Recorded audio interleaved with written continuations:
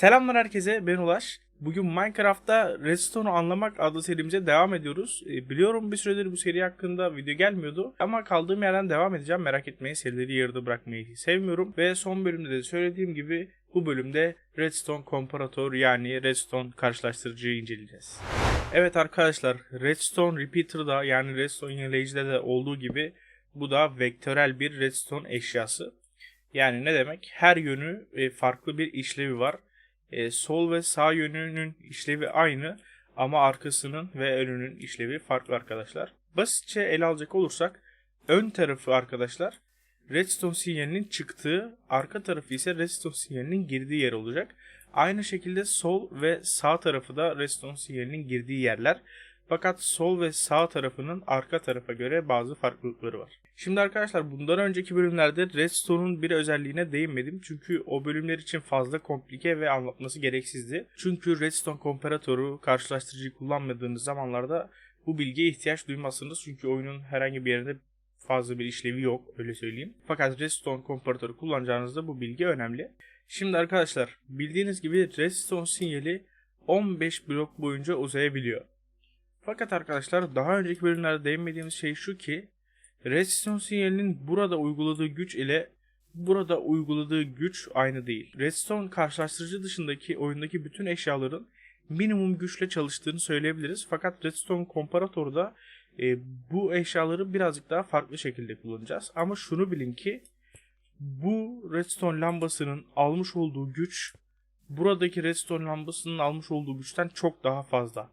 Yani Redstone sinyali kaynağa ne kadar yakınsa o kadar fazla güç veriyor. Üzerindeki benim bu kullandığım texture pack'teki sayılara göre hareket edecek olursak ki bu texture pack'i de yükleyebileceğiniz video şu anda iyi butonunda çıkmış olacaktır. Çok yararlı bulduğum bir texture pack. Her neyse. Yani buradaki 15 sayısı 15 blok, 15 güç değerinde bir elektrik aldığını söyleyebiliriz.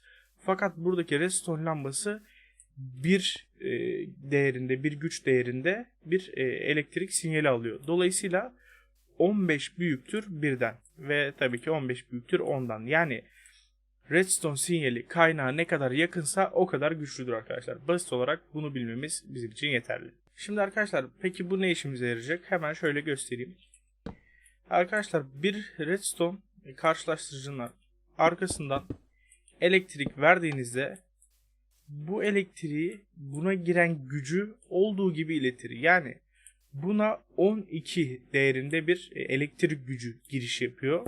Dolayısıyla bu tam olarak 12 blok değerinde bir elektrik gücü çıkışı verecektir. Eğer arkadaşlar ben buna biraz daha geriden vermiş olsaydım bu elektriği, o zaman gördüğünüz gibi redstone lambasını yakmayacaktı. Çünkü 9 değerinde, 9 güç değerinde bir elektrik alıyor ve 9 blok boyunca bir elektrik veriyor. Dolayısıyla arkadan aldığı gücü ne kadar değerli alırsa o kadar uzun yol boyunca elektrik iletir arkadaşlar.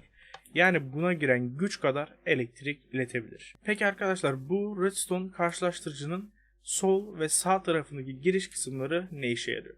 Arkadaşlar demin size redstone'un gücünden bahsetmemin sebebi şuydu ki ben bu şekilde burada bir elektrik alırken şunu birazcık daha geri çekelim ve yansın.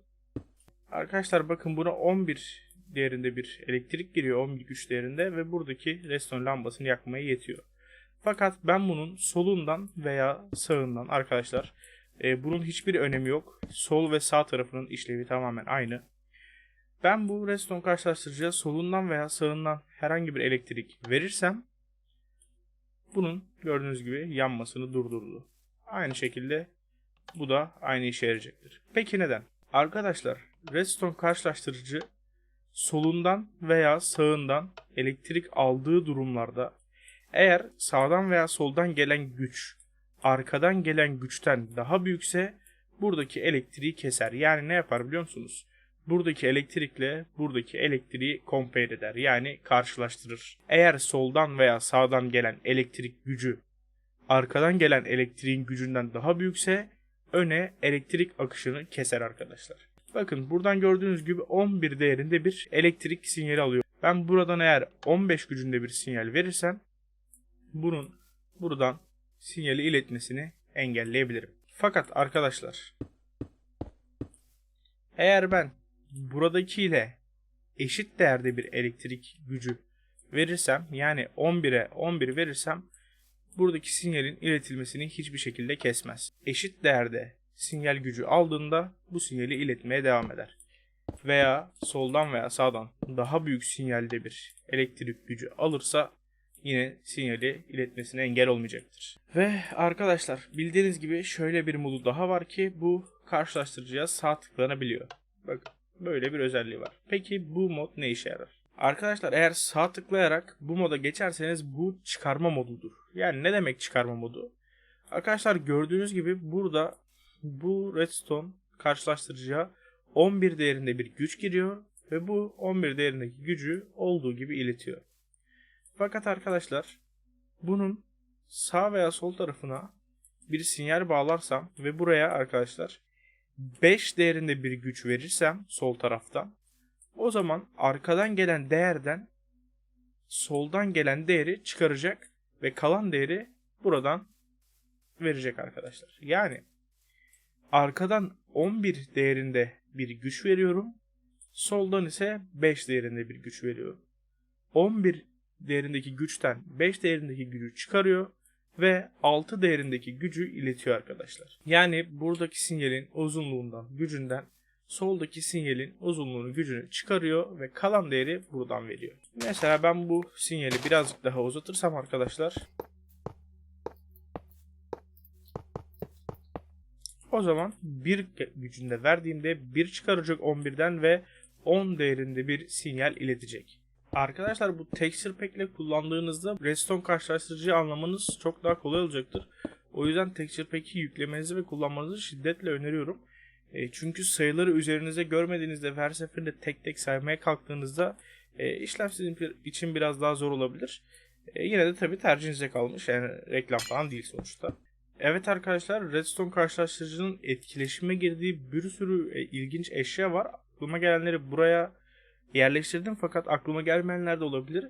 Kısacası içine bir şey alabilen veya sayılabilecek özelliği olan eşyalar olarak adlandırabiliriz bunları. Örneğin arkadaşlar, bunlardan bir tanesi iksir tezgahı, hunili vagon, fırın ve diğer fırın çeşitleri de olur. Çalışma masası, fırlatıcı, bırakıcı, sandık, tuzaklı sandık, sandıklı vagon, kek, end portalı, kazan, müzik kutusu, shulker box ve çerçeve. Peki arkadaşlar, bunlar nasıl çalışıyor? Dediğim gibi arkadaşlar, redstone karşılaştırıcı içerisine bir şey alabilen veya birden fazla varyasyonu olan öğelerle etkileşime geçebiliyor. Bakın, bunun içine bir tane redstone koyduğumda bir değerinde bir güç verdi. Bir sinyalinde bir güç verdi.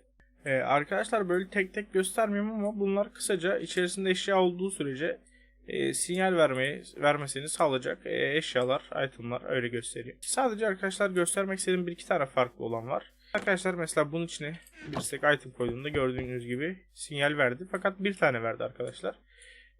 Şöyle birkaç stack daha eşya koyarsam eğer, gördüğünüz gibi içerisindeki eşya sayısı arttıkça arkadaşlar buradaki verdiği sinyalin gücü uzayacaktır.